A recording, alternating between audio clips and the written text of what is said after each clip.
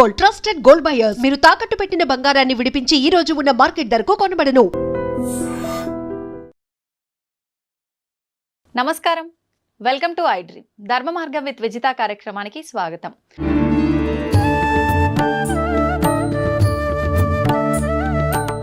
ఇప్పుడు మానవ జన్మ తీసుకున్నాము అంటే మీరు అన్నారు ఇందాక, నేను పాపిని అని చెప్పి ఆ భ్రమలోనే ఉంటుంటారు అని చెప్పి. నిజంగా అసలు ఒక జన్మ తీసుకున్నాను, ఇప్పుడు నేను ఒక భూమిపైకి వచ్చి ఒక జన్మ తీసుకున్నాను అని అంటే నేను అసలు పుట్టిన దానికి అర్థం ఏంటి అనేది నాకు నిజంగా ఎలా తెలుస్తుంది స్వామీజీ? ఇప్పుడు పుట్టిన దగ్గర నుంచి తల్లిదండ్రులు, తర్వాత కొంచెం పెద్దగా అవుతాం, చదువులు, బాధ్యతలు, తర్వాత పెళ్లి, పిల్లలు, మళ్ళీ ఒక కుటుంబం ఏర్పడుతుంది, వీటిల్లోనే కొట్టుమిట్టాడుతూ ఉంటాం. అసలు నా జన్మకు అర్థం ఏంటి అని అంటే ఏంటి అని చెప్పొచ్చు? ఎలా అర్థంలో చూసుకొని ఇట్లా అట్లా అనుకోకుండా ఈ అద్దంలో కనపడుతున్న నేను అని పిలువబడుతున్న వాడిని ఎవడిని చిన్నప్పటి నుంచి తల్లిదండ్రులు సునీత, సీత, రామయ్య, సుబ్బయ్య అని వాడిని పేర్లు పెట్టి పిలుస్తూ ఉంటే విని విని విని నా పేరు ఇది అనుకుంటున్నాడు జీవాత్మ. అవును. అక్కడి నుంచి వాడు భ్రమలో పడి నాకు అది కావాలా, నాకు ఇది కావాలా అని మొదలు పెడతాడు. నాది, నా వాళ్ళు అన్నది మమకారం, నాది అన్నప్పుడు అహంకారం. ఈ రెండు వచ్చి కూర్చుంటాయి. ఈ రెండింటిని తోలేసి నిన్ను నువ్వు గుర్తించుకొని ఎందుకు ఈ జన్మలోకి వచ్చాను, దీన్ని మళ్ళీ పునర్జన్మ అనేది లేకుండా ఈ జన్మనే కడసారి జన్మం చేసుకునే ప్రయత్నం చేయాలి అనే దానికి అవకాశం ఇచ్చేదానికే పరమాత్ముడు మనకు ఇంతకుముందు జన్మల్లో చేసిన పాప ఫలితాల పుణ్య ఫలితాలకు కొన్ని యమలోకంలో శిక్షలు, స్వర్గంలోకంలో ఆనందాలు ఇచ్చి మిగతా బ్యాలెన్స్ ఇక్కడ నువ్వు అనుభవించు. అట్ ది సేమ్ టైం ఇవి కాదు, నేను ఈ జన్మలు ఎన్ని ఎత్తుతాను, ఎన్ని పోతా ఉన్నాను, కావలసింది నాకు ఆ మోక్షము అనే ముక్తి అనే విషయానికి పోవాలా అని మన పెద్దవాళ్ళు చెప్తారు. మరి పూర్వజన్మలు మనకు గుర్తులేవు, రాబోయే జన్మలు గుర్తులేవు. అవును. అసలు అవి ఉన్నాయా లేవా అని చాలామంది విపరీతంగా అంటారు. కొంపదీసి పరమాత్ముడు మనకు పూర్వజన్మ జ్ఞానము, భవిష్యత్ జన్మ జ్ఞానము ఇచ్చాడు అంటే ఈ జన్మ కర్తవ్యాలు మనం ఏమన్నా చేయగలమా? అసలు అదే ఆలోచిస్తూ ఉండిపోతాం. 24 గంటలు ఆ ఆలోచనే. అవును. 12 గంటలు గత జన్మ గురించి, 12 గంటలు రాబోయే జన్మ గురించి. అంతే. మళ్ళీ ఈ వర్తమానాన్ని నువ్వు ఏం చేసుకున్నావు? నీ చేతులారా నువ్వు పాడు చేసుకున్నావు. అందుకని పరమాత్ముడు మనకు ఆ మాయ కల్పించి ఉన్నాయి అనే సూచన ఇస్తాడు. అది వేదంలో రాయబడి ఉంది. క్షీణే కర్మ పునర్జన్మతి. పుణ్యాలు నశించినా స్వర్గం నుంచి కూడా తరిమేస్తాడు. స్వర్గ సుఖాలు ఏముంది? ఒకటే 24 ఏళ్ల వయసు, ఎక్కడ చూసినా పూలు, చెట్లు, ఆనందం, ఆకలి లేదు. ఎన్నాళ్ళది బోర్ జన్మ. ఆఖడికి వాడికే పిచ్చి పెట్టి నేనే పోతాను రా అంటాడు. అట్లాగనే నరకంలో హింసలు. కానీ అసలైన హింస ఆ కర్మలన్నింటినీ మళ్ళీ ఇక్కడ నువ్వు అనుభవించేదానికి పంపిస్తాడు. మనం ఏ ఇత్తనం నాటితే ఆ పండే వస్తుంది కదా తల్లి. అవును స్వామిజీ. అట్లాగనే మనం ఏం చేస్తామో అదే రిటర్న్ వస్తుంది. ఆ రిటర్న్ రావడం ఎక్కువ రావచ్చు, తక్కువ రావచ్చు, తొందరగా రావచ్చు, లేటుగా రావచ్చు. ఒక చిన్న ఉదాహరణ కథ. ఒక ఊర్లో 2 మిత్రులు చాలా క్లోజ్. ఒక ఆయన ఏమో బెల్లం వ్యాపారం చేస్తాడు, ఒక ఆయన ఏమో జొన్నల వ్యాపారం చేస్తాడు. ఈ బెల్లం వ్యాపారి కనింగ్ ఫెలో. తన సొంత అత్తమామలు వచ్చినా, అమ్మ నాన్నలు వచ్చినా కానీ తూకంలో మోసం చేసి అమ్మేది వానికి జన్మ తక్ వాడిలో పేరుకుపోయింది. జొన్నల వ్యాపారి నికార్సు, ఏదో తనకు వచ్చే లాభాన్ని చూసుకుంటాడు. బెల్లం వ్యాపారికి లాభం వస్తుంది, వాడు లాభంతో తృప్తి పడకుండా అధిక లాభానికి తూకంలో మోసం చేసేవాడు. దురాశ అక్కడ ఉంది. తూకంలో మోసం చేసేవాడు. ఒకసారి ఈ జొన్నల వ్యాపారికి బెల్లం అవసరమైంది. ఈయన దగ్గరికి వచ్చాడు. 1 కేజీ బెల్లం ఇరా, ఎంత అన్నాడు. ఇంత అన్నాడు, డబ్బులు ఇచ్చాడు. వీడు స్నేహితుడు అని కూడా చూడకుండా ఆ తూకం రాయి కింద ఇంకెందో పెట్టి 900 గ్రాముల ముద్ద ఇదరా అని ఇచ్చాడు. ఆడ తీసుకెళ్ళిపోయాడు.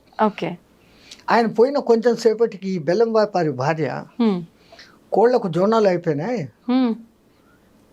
నువ్వు వెళ్ళి తీసుకురాపో మీ వాడి దగ్గర. ఈయన కొడుకును షాప్లో కూర్చోపెట్టి సంచి తీసుకుని ఆడికిపోయినాడు. మరి 1 కేజీ జొన్నలు లేరా, ఎంత, ఇంత ఇచ్చాడు. ఈయన లోపలికి పోయి సంచిలో జొన్నలు తెచ్చి ఇచ్చాడు. వీడికి కనింగ్ ఫెలో కదా, ఆ చేతిలో పట్టుకోగానే ఇదేమో కేజీ ఉన్నట్లు లేదే అనే డౌట్ వచ్చింది. ఆ, ఒక దిక్కు స్నేహితుడు మంచోడు, వాడు మోసం చేయనోడు అని తెలుసు, అవును నేను మోసగాడన్న సంగతి వీనికి తెలుసు. తెలుసు, అయినా డౌట్ వచ్చింది. వాడి బుద్ధ లాంటిది కాబట్టి. దారిలో పోతా పోతా ఒక ఎలక్ట్రానిక్ తూనిక మిషన్ ఉంటే అక్కడ పోయి చూశాడు. ఆ, 900 గ్రాములు ఉంది. ఉమ్, అన్న ఉమ్, అని మళ్ళీ ఇంకో 2-3 తీసుకొని వాడి దగ్గరికి పోయినాడు. ఆ, నువ్వెంతో నిజాయితీ పరుడు అని అందరూ చెప్తారు, ఆ, స్నేహితుడిని, ప్రాణ స్నేహితుడిని నన్నే మోసం చేస్తావా, ఉమ్, ఏమైందిరా అని. ఇది 900 గ్రాములే ఉంది. ఉమ్, నా తప్పేం లేదు, నువ్వు వచ్చి జొన్నలు అడిగే సమయానికి నా కేజీ రాయి కనపడలే. ఆహా, ఇంతకు ముందే నీ దగ్గర బెల్లం తెచ్చుకున్నా కదా, కేజీ బెల్లము, ఉమ్, ఆ బెల్లం నాడపెట్టి తూకం వేసి ఇచ్చిన, నువ్వు ఇచ్చిన కేజీ నీకు ఇచ్చినాను అన్నాడు. ఇప్పుడు వీడు తేలు పుట్టినా అంతే, తో జో గియా ఓ భరేగా. కరెక్ట్ గా ఎలా బుద్ధి చెప్పాలో అలా బుద్ధి చెప్పాడు. బుద్ధి ఇంకో మాట చెప్పాల్సిన లేకుండా. పనిలే, వీడు చెప్పలే. వీడికి అవును, నేను మోసపోయాను, బెల్లంలో నాకు తక్కువ ఉందన్న సంగతి తెలుసు. వాడు నిజాయితీ పరుడు, అవును అవును, అనికి తెల్లే. ఉమ్, ఆడిచ్చిన బెల్లం వానికే ఇచ్చాడు ఇచ్చాడు. తూకం. ఉమ్, తో జో బోయగా ఒయ్యి పల్పాయగా. అంతే, ఎవడు ఏం చేస్తాడో వానికి అదే అదే. వస్తుంది. ఇది చెడ్డ చేస్తే ఇట్లా, ఓకే, అట్లాగానే మంచి చేస్తే. ఉమ్, ఒక డాక్టర్ ఫ్యామిలీ ఎవరో పెళ్లికి ఎక్కడికో పోయారు కారులో. ఆ, పెళ్ళి అయిపోయింది, రిటర్న్ వస్తాను. ఉమ్, రాత్రి 7:30-8 అప్పుడు వాళ్ళ కారు నడి రోడ్లో ఉమ్, జంగల్ మధ్యలో చెడిపోయింది, ఓకే, ఆగిపోయింది. ఆ, వచ్చే కార్లను పోయే కార్లను ఆపుతూ ఉన్నారు, ఉమ్, ఒకడు ఆగడం. 9 అయింది, 10 అయింది. ఉమ్, వీళ్ళకు భయం, ఈ అడవిలో నుంచి ఏ జంతువులు వచ్చి చంపుతాయో, ఏం చేయాలా అంటున్నప్పుడు ఒక సైకిల్ మోటార్ వచ్చి ఆ, వెళ్ళిపోకుండా వాడంతా వీళ్ళు ఆపకుండానే ఆపారు. ఆహా, ఏంటమ్మా ఇంత రాత్రి ఇక్కడ ఆగారంటే, మా కారు చెడిపోయింది. ఉమ్, మీ అదృష్టం, నేను మెకానిక్ను, ఉమ్, బాయ్నెట్ ఎత్తండి అన్నాడు. ఉమ్, బ్యాగ్లో ఉన్న తన టూల్ బ్యాగ్స్ తీసుకున్నాడు. ఉమ్, ఒక అరగంట పోరాడి దాన్ని రిపేర్ చేసి రెడీ చేశాడు. ఆహా, వీళ్ళు నాయనా మా ప్రాణాలు కాపాడావు, ఉమ్, నీకెంత రిపేర్ ఛార్జ్ అంతో చెప్పు, దానికి 2 ఇస్తామని. నేను మెకానిజం చేశా, అవును. నా షాపుకి వచ్చి చేస్తే నేను ఛార్జ్ తీసుకుంటా. ఉమ్, ఆపదలో ఉన్నవాడిని దగ్గర నేను పైసా తీసుకోను, ఇది మానవుడిగా చేసిన సాయం, దీంట్లో నేను డబ్బులు తీసుకోను అన్నాడు.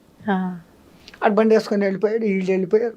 ఉమ్, ఓ 4 ఇయర్స్ ఈ డాక్టర్లు ఇంకా ఫేమస్ అయిపోయినారు. ఆహా, ఒకరోజు ఒక క్రిటికల్ కేసు వచ్చింది. ఉమ్, వాళ్ళు ఆ కేసును చూడంగానే కనుక్కున్నారు, ఉమ్, మాకు రిపేర్ చేసిన మెకానిక్ ఈడే అని.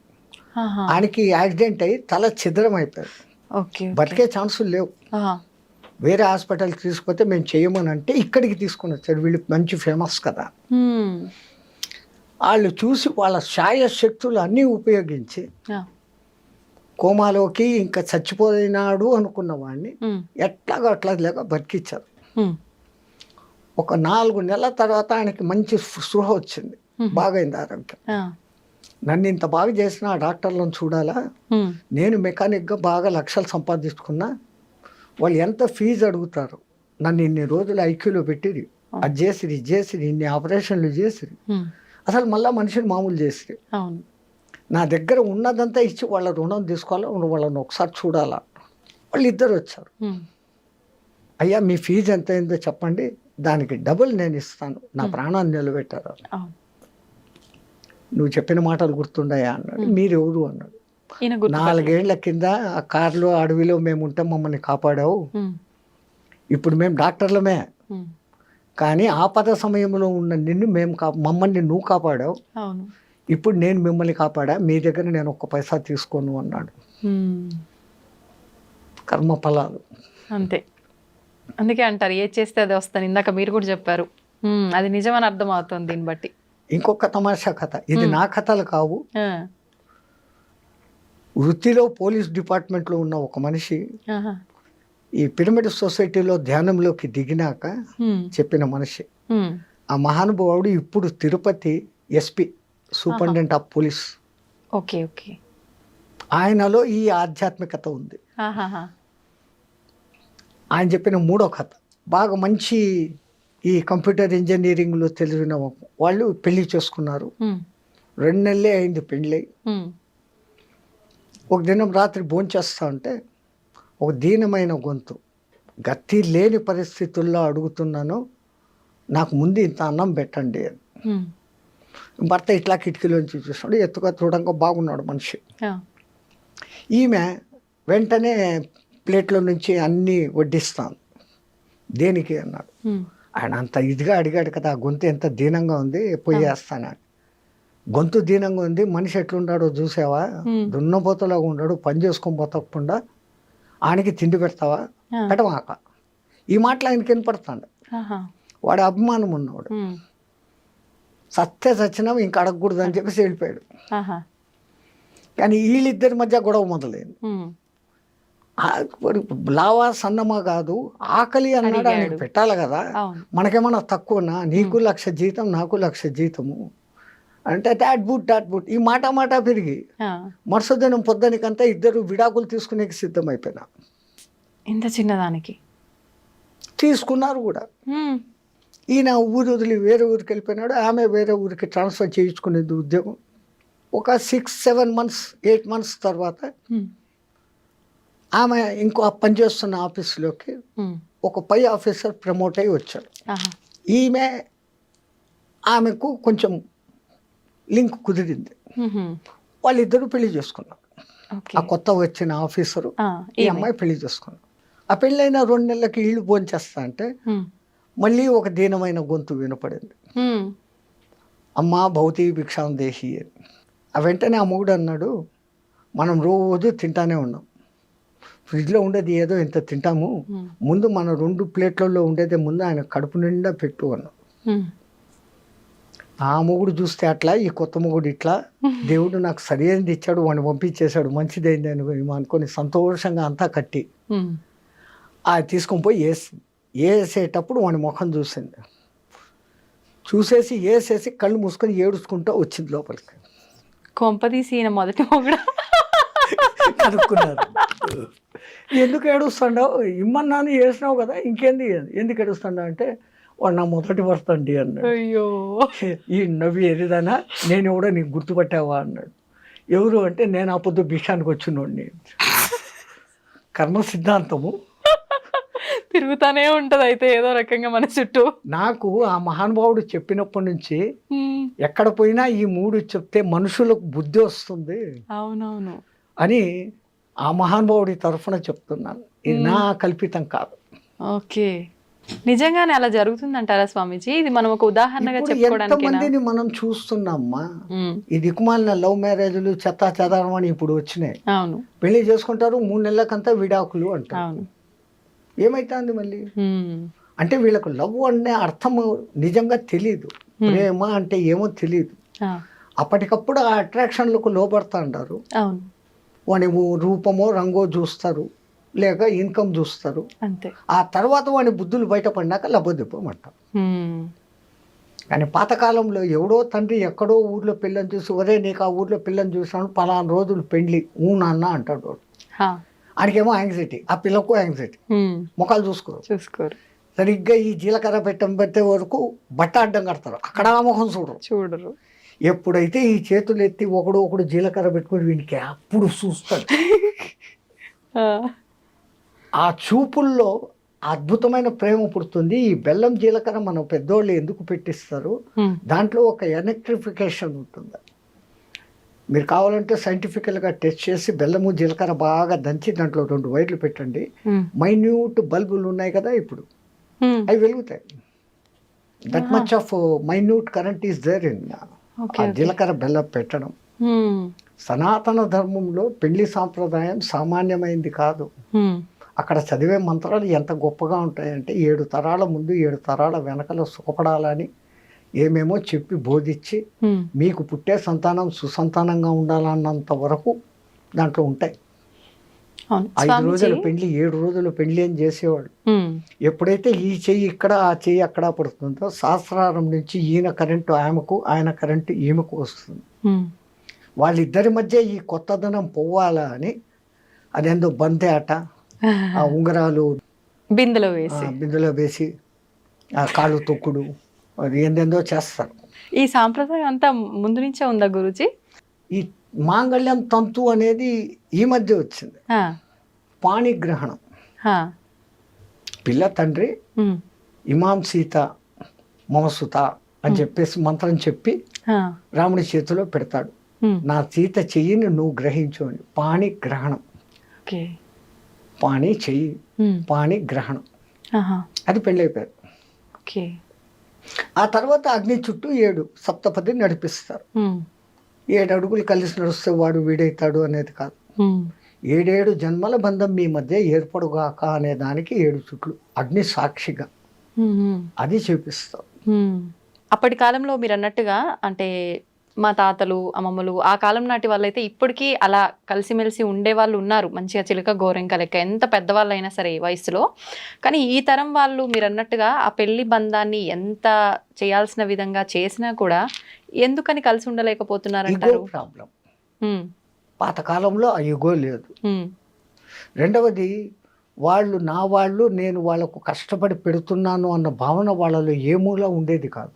ఉమ్, ఉమ్, మీరు అన్నట్లు పాతకాలంలో అందరికీ ఆవులు ఉండేటి, లేదా గొర్రెలో బర్రెలో ఉండేటి. అవును, ఆ మహాతల్లి ఆ టయానికి లేచేసి ఉమ్, వాటి ముందు పశువులు చాలా శుభ్రం చేసి, ఇంటి ముందు కళ్ళాపి చల్లి ముగ్గులేసి, ఆ రోజు చేయాల్సిన టిఫిన్కు ఇడ్లీ రుబ్బాలంటే రుబ్బి, అవును, ఇడ్లీలు పొయ్యిలో కాల్చి చేసి, ఉమ్, ఈ ఉమ్, గ్యాసులు బోసులు గ్యాసులు లేవు. లేవు. అవును, ఆ పొగ కంట మస్ట అన్నిటినీ భరిస్తూ ఉమ్, ఆ బయట వంట పాత్రలు, బయట వంట చేసే పొయ్యి వంట బయట పొగ ఇంట్లో పారాకూడదని ఇంటి బయట వంట ఉంటుంది. ఆ, వీళ్ళేమో ఇంట్లోకి రావాలా పోవాలా ఎన్నిసార్లు తిరుగుతారు?